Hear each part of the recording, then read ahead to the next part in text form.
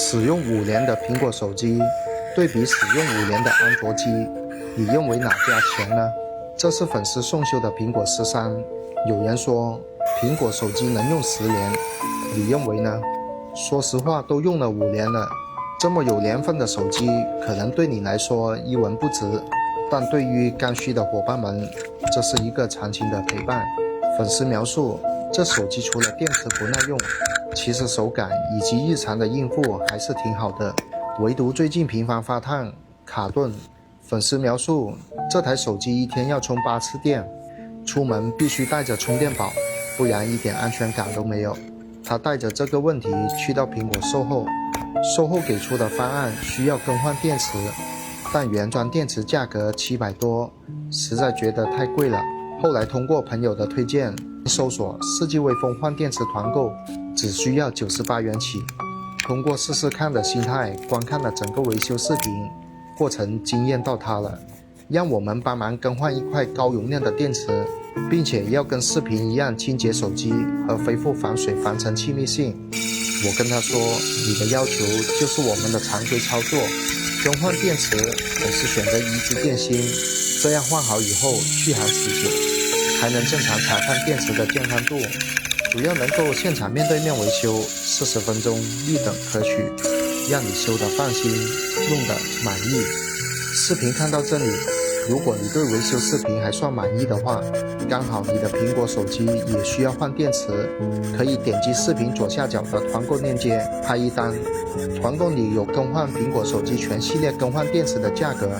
世纪微风全国3000多家门店，总有一家就在你家的附近。